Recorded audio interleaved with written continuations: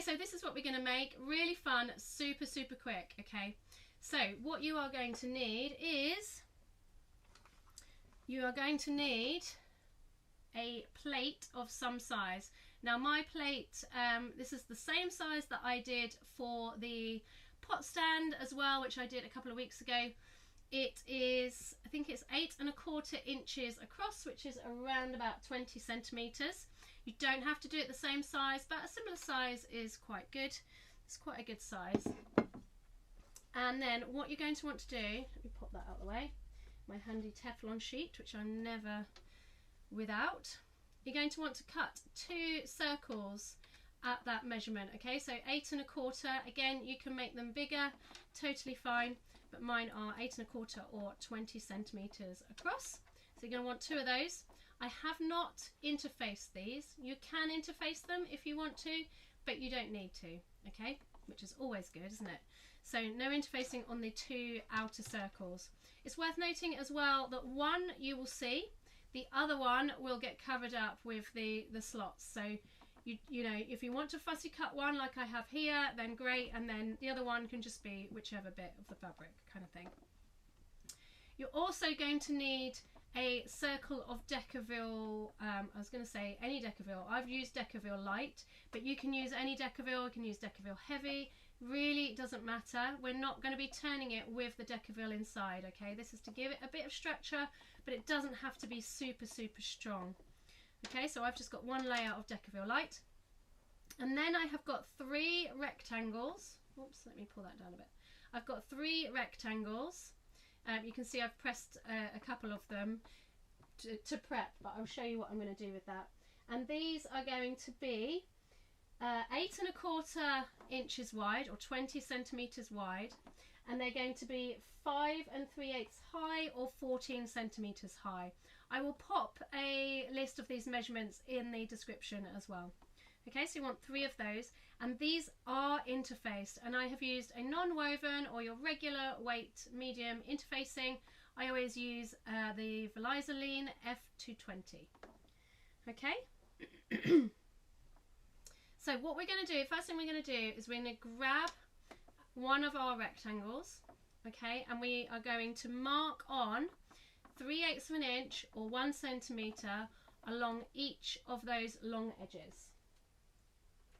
So I'm going to grab my ruler and my friction pan, which has run away from me. Use this one. Okay, and I'm going to measure up 3/8 of an inch. 1, 2, 3. I always have to count it on these rulers.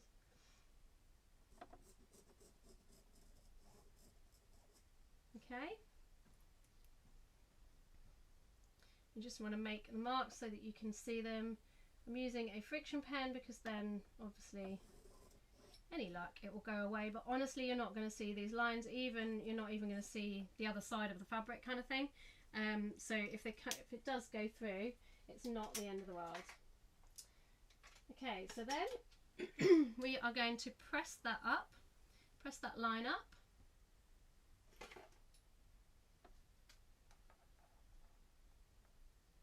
To hold that in place. And honestly, if you want to be quick, you could eyeball this. It's not, you know, it's not one of these things that has to be super accurate with the measurements.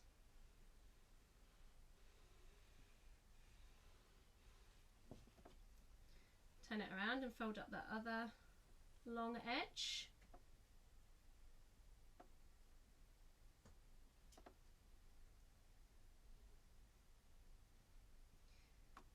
So has everybody made everything that they need to for Christmas? Is everybody ready for Christmas?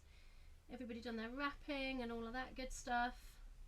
I have got a little bit of wrapping left to do, but I'm going to do that on Christmas Eve. When I was a kid, my mum used to lock herself away in the bedroom on Christmas Eve and do every single piece of wrapping. And I don't know why, it's just kind of stuck with me, and I quite like that tradition. It's a little bit can be a bit stressful if you run out of wrapping paper though. Okay, so I've folded over those 2 long edges, and I'm going to fold that in half, wrong sides together, and I'm matching up the folded edges, okay, along that bottom. And I'm pressing along. Okay. Now we'll just double check the measurement of that in case anybody is wanting to know. So that is going to be 2¼ inches, or that is also about 5½ centimeters. Okay, so you're folding it in half like that, and you're going to do the same on the other 2 pieces as well, so that you've got 3 folded like that, folded and pressed like that. Hi Susan, hi. Okay, then we're going to pop over to the machine and we are going to top stitch along the folds, okay, not along the open edge, keep that open, and we're going to top stitch along the folds. Okay, so I'm going to move the camera, I'm hoping that this works well, move my mouse out the way. And because I'm top stitching, I'm doing this on a number 3 stitch length.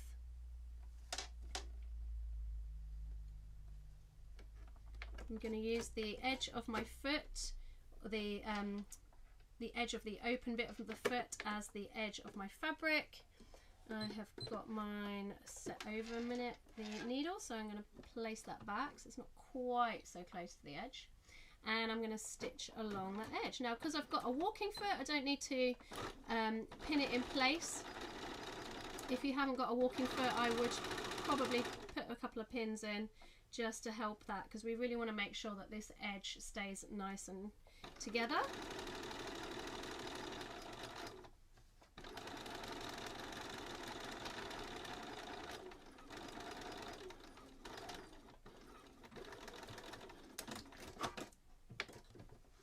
Okay, so I'm going to repeat that with the other 2.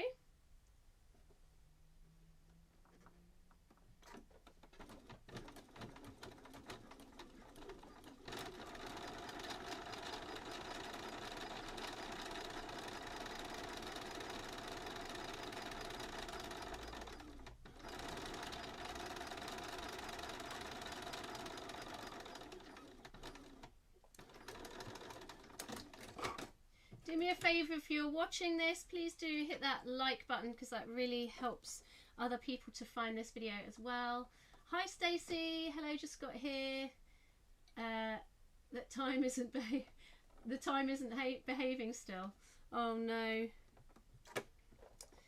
Yes, I changed the time tonight because we've got, over in the UK, we have got the Celebrity Sewing Bee is on at 8, and then my absolute favourite programme at the moment, Traitors, is on at 9. So I thought, let's go early, and then hopefully we can, those that want to watch, or are able to watch, can watch that. Okay, so we've got those top stitched. Let's move back across.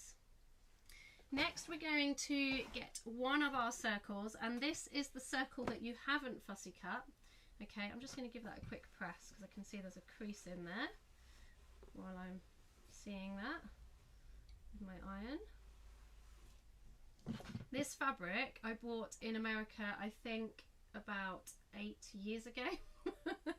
I went and did a fitting when I was working helping to make Chewbacca. I went and did a fitting in Texas, and I took an extra suitcase and bought a load of fabric, and I just haven't wanted to cut into it, and I thought, you know what, fabric is for cutting into and using, it is not for staying in your shelf, so cut into it, Emma. So that's kind of what happened. That was the thought process. Okay, so I'm going to put them to one side for a second. I'm going to find my, there's my other friction pen. What do you know? Right, so I'm going to measure down, and we are measuring down 3 5/8 from the top. So this is my top, measuring down 3 5/8. So it's 1, 2, 3, 4, 5. Always have to count because I am mainly centimetre girl. Okay, so that we're going from roughly from the middle, I should add. Obviously it's a circle, so the measurements are going to change. You know, if I measure from there, that's going to be lower. So 3 5/8, and then we also want to have 5 3/8. You know what, I'm going to switch to centimetres, because I must admit that that makes life a little bit easier when you're doing these kind of smaller smaller measurements. So it's 9 centimetres from the top, and then we're going 13 and a half from the top. So you want to measure in the same place. Hopefully you can see that, and my hand isn't covering it too much. Again, I'll put these in the description as well. And then we want to measure 18 centimetres from the top. And I will put the inches equivalent.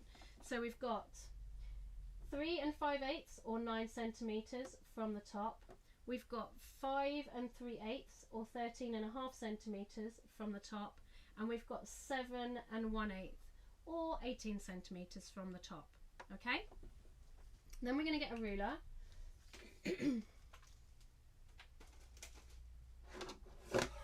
Still getting over this cold, so I do apologise if I'm kind of coughing or sounding a bit croaky.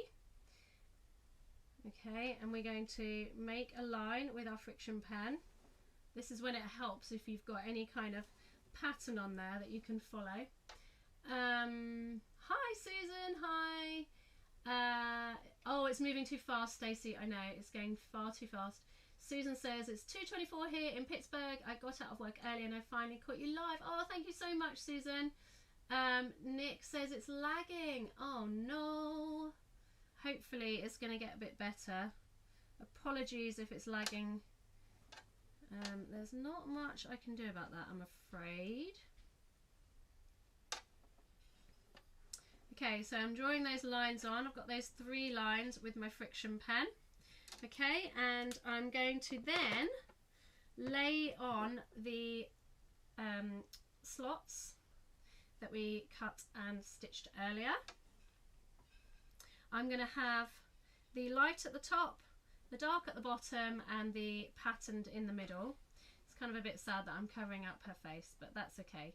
And I'm lining up with those lines that we just drew. Okay, so there's that line there, and I'm going to line that up.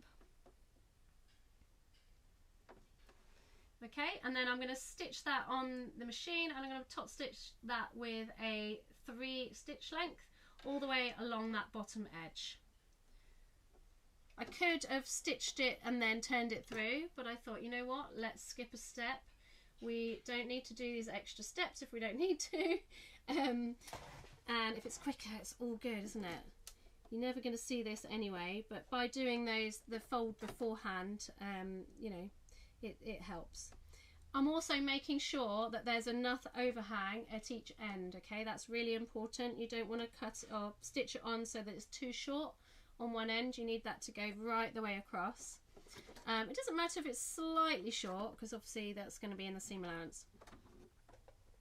So I'm doing the same width. I'm doing a 3. You could do a 2.5 if you wanted to.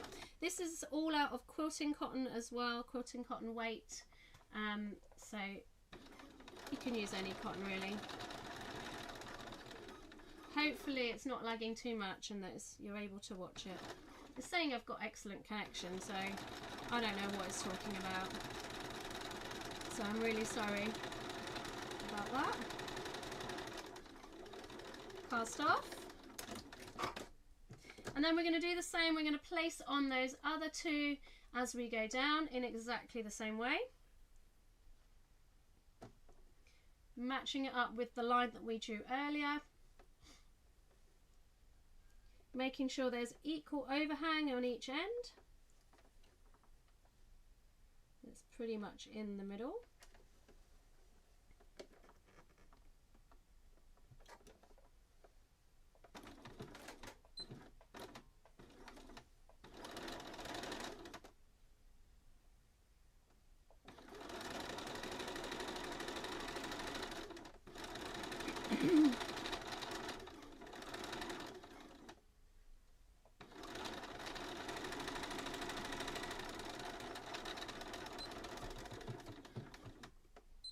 Push the wrong button. Okay, then we're going to do our final one.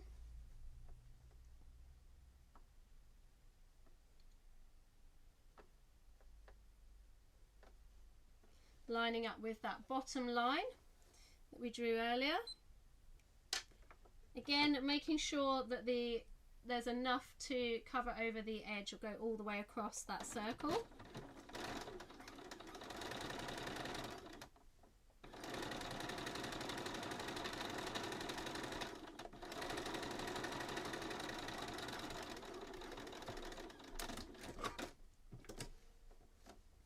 Okay, so there we've got our 3 slots. Then what we're going to do is we're going to turn it over and carefully making sure that these, you could clip or pin if you wanted to make sure, carefully making sure that you don't kind of push it back as you sew. We're going to baste within the seam allowance, so about 1/2 centimetre along there to keep those slots nice and secure. So I'm going to lengthen my stitch to the longest, which for me is a 6.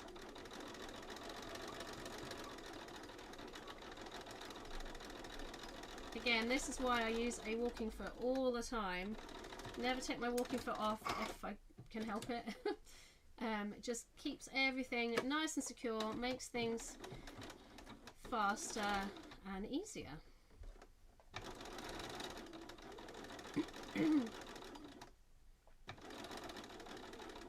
Is it still lagging?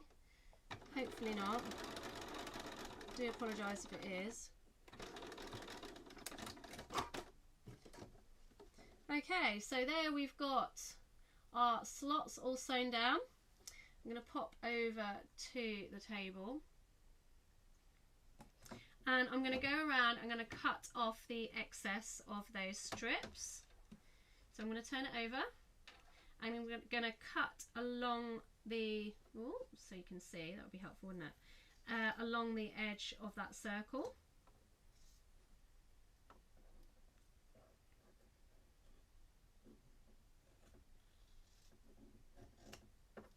And along the other side.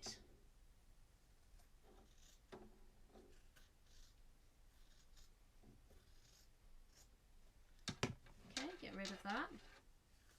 So you can see it's coming together really, really fast. You could make a bunch of these for the little people in your family and they sew together so fast.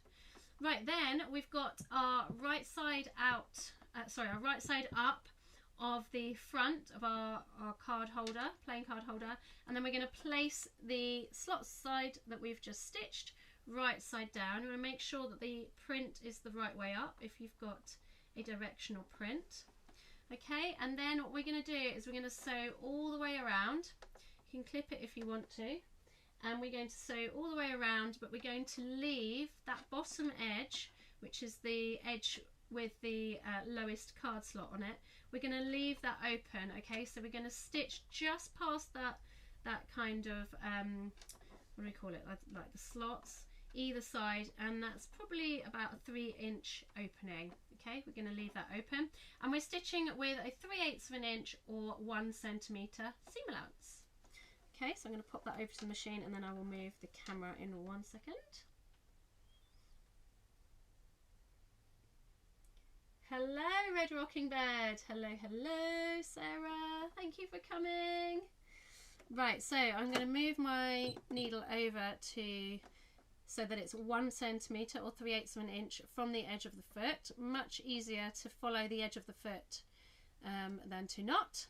And I'm doing this at a 2.5 stitch length because it is a structural seam. Again, you could clip or pin these together. I'm not, because I have got a walking foot and I'm fairly confident it's going to stay together. So I'm starting just past or before, just before that bottom line of slots.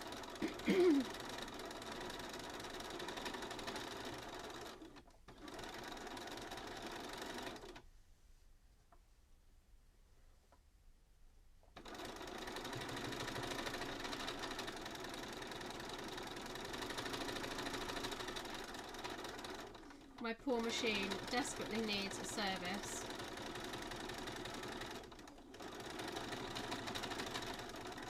I think that is what I'm going to treat it to in the new year. You really should get your machine serviced about once a year, and this poor little thing has definitely not kept to that.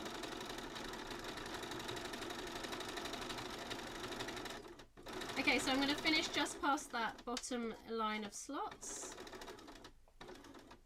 Cast off.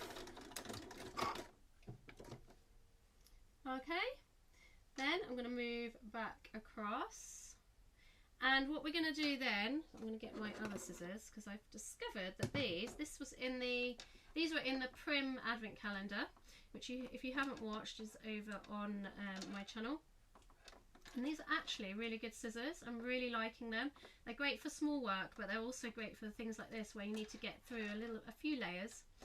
What we're going to do is we're going to cut out triangles all the way around, because obviously when we turn this in a minute the right way out, we want the seam allowance to go in, and that's going to help that.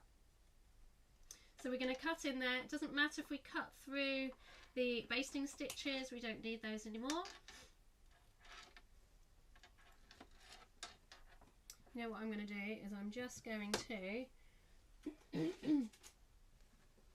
move my pressing mat out of the way, because that's going to make it a lot easier to get rid of all these little crumbs.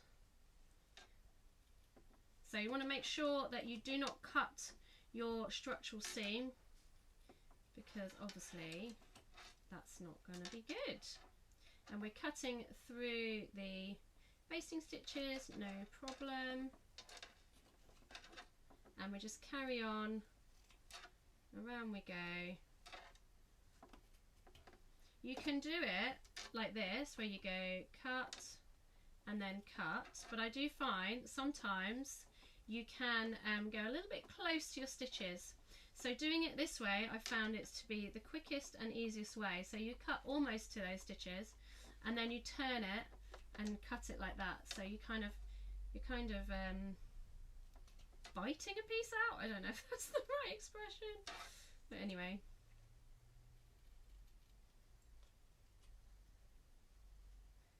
Hello Maggie, thank you.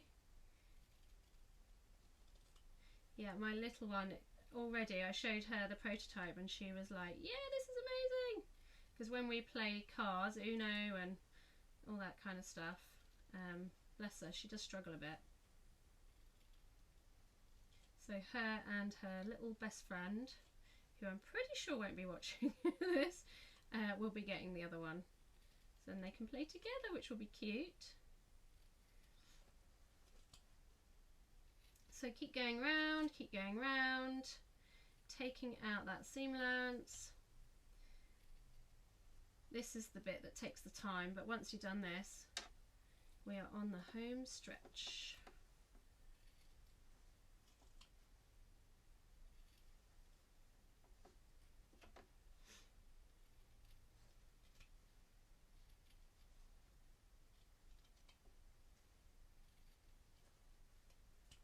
Okay, so I'm almost at the end there. I'm almost where our turning hole is. So I'm not going to cut into the turning hole. I'm going to keep that completely intact. I'm just going to get rid of all those little crumbs so that they're out of the way, so I don't accidentally stitch them in. Then I'm going to turn it the right way out. So I'm going to reach through, turn the whole thing.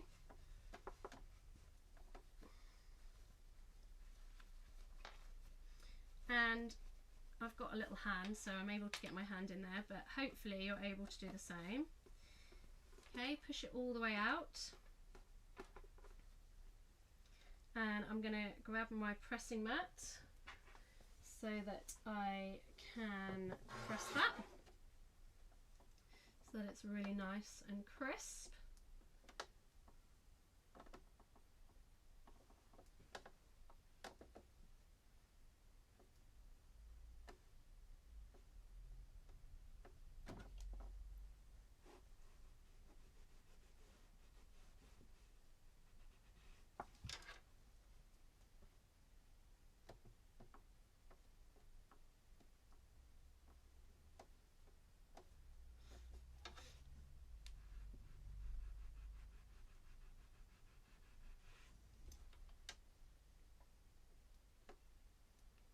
Okay, so I'm just pressing it as I go round, trying to get those edges nice and crisp.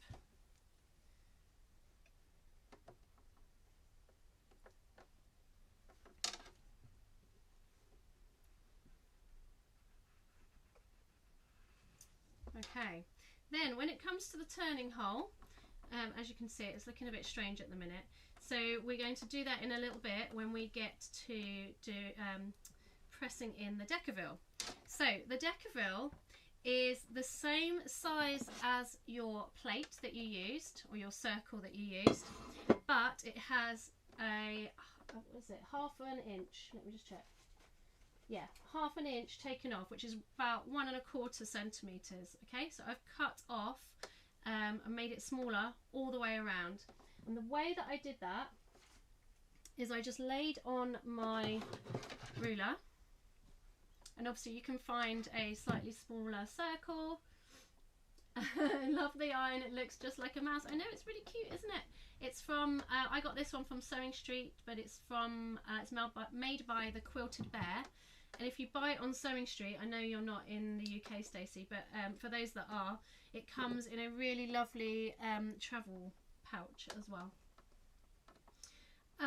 So what I do to make it smaller is you would measure half an inch, not quarter of an inch, half an inch, which is about 1¼ centimetres, and I just draw a line, and I just do that all the way around. Now if you're making a few of these, obviously you only have to do this once, and then you would cut them all out at the same time.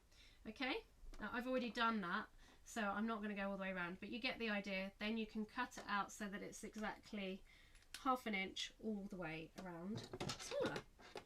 Okay, but I've already done that, so mine is ready to go. Can you see, although we have used a 3/8 of an inch seam allowance, because of the fold in the fabric and everything, it works out quite well.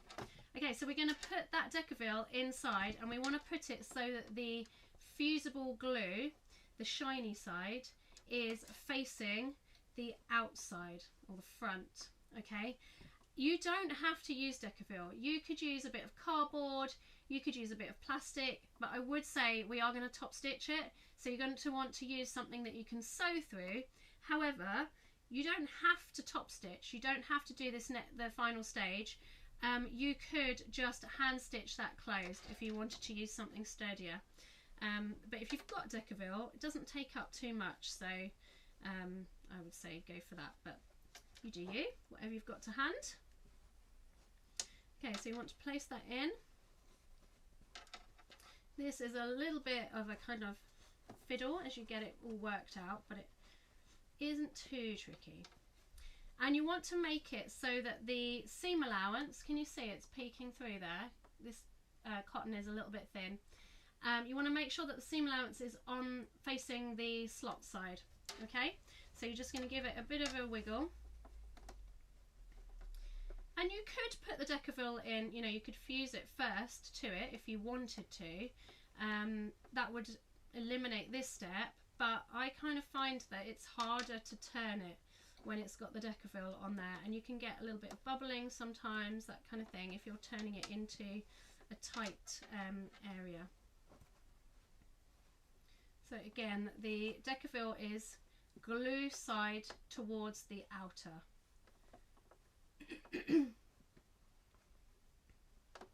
And I'm just going around making sure that that seam allowance is where I want it to be. It's not the end of the world if it's on the outside, but it's just going to look a bit nicer, lay a bit nicer, and all that good stuff. The bulkiest bit is here, where you've got to cut the two kind of overlap, here and there, sorry, where you've got the two overlapping, so you may find that it doesn't want to sit how you want it to sit there, but we're getting there, we're getting there. Tuck that under. And again, if you wanted to interface the outer pieces, then by all means interface. Interfacing does help Decaville stick a bit better, but because this isn't going to have anything, you know, nothing's going to be exerting force on it, so it's not going to come, you know, unstuck. So I wouldn't worry too much about it for this project. I just feel that there's a little bit of seam allowance there. Bear with me while I get this right. Okay, I think we are there, so just make sure that that's nice and central. Then I'm going to use my iron and I'm going to press that in place as we go around. The glue, the fusing of the Decaville just helps it give a little bit more structure and kind of keeps it all together. Should have added one of my labels. Didn't do that, did I? Okay, then when it comes to our turning hole, what we can do is we can use that Decaville, just open that up a little bit. We can use the Decaville and we can go against that edge and use that as our kind of base point for where we want that curve to go. Okay, so we're going to use that and we're going to push the fabric against it and make that turning hole really nice and crisp on the edge. Alison said these would be good for care homes when they play playing cards and have problems holding things. Exactly. Sorry, Faye. Yes, exactly, Faye. It would be. Absolutely. Anyone with dexterity issues, little ones, older ones, for sure. So then I'm just going to match up that pressing line that I've just done.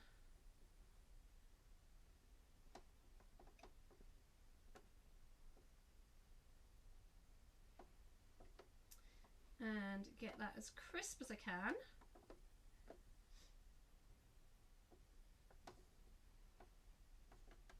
There we go. Interesting, isn't it? The first time, the first prototype I did for this wasn't quite as crisp as that, but it just goes to show, doesn't it? Practice makes progress, as my good friend Amanda says. Okay, so as you can probably see, the last thing to do is to top stitch. So I'm going to move over to the machine. So can you see, I was talking for probably, what was it, about 15 minutes at the beginning. That has come together so fast. I'm just going to pull out those little threads and chop them off before I get sewing. So fast. I'm going to start just before my turning hole. Move my needle over so it's not right on the edge. And I'm going to do a 3 stitch length because it's a top stitch. And off we go.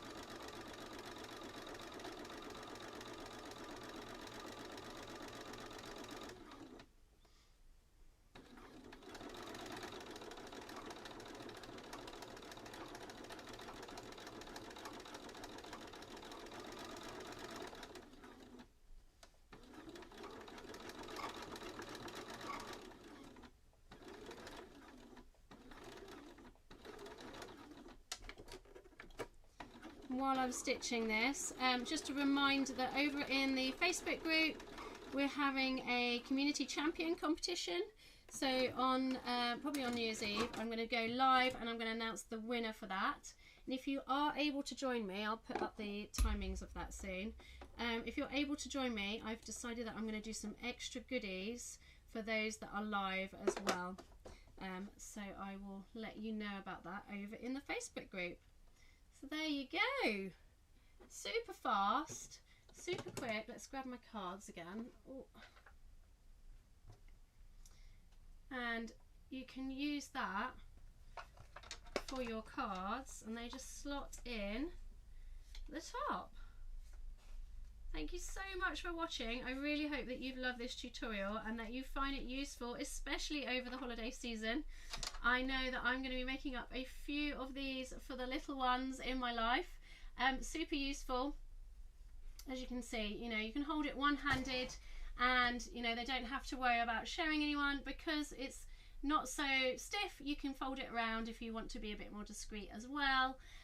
So super fun. I'm going to go and let my little one choose which one of these she wants to have, and I will be gifting the other one. Thank you so much for watching again. If you have any comments, questions or queries, do pop them in the comments box below and I will get back to you as soon as I can. And if you have found this video useful, please do hit that thumbs up and do share it with your sewing loving friends. I really do appreciate it. Like I said at the beginning of this video, I really appreciate all of your support this year. It's been amazing and I've been really overwhelmed and very thankful. I will see you over in the Facebook group. If I don't see you, have an amazing Christmas. Thank you so much for watching, and I shall see you in the new year. There is no live next week. I'm going to take a bit of a break, so I shall see you for the first live of the new year, which will be the first Thursday of January, and it'll be 8 PM. It will probably be over on Facebook. I shall let you know. I'll let you know on Facebook or on email as well. Thank you, everybody.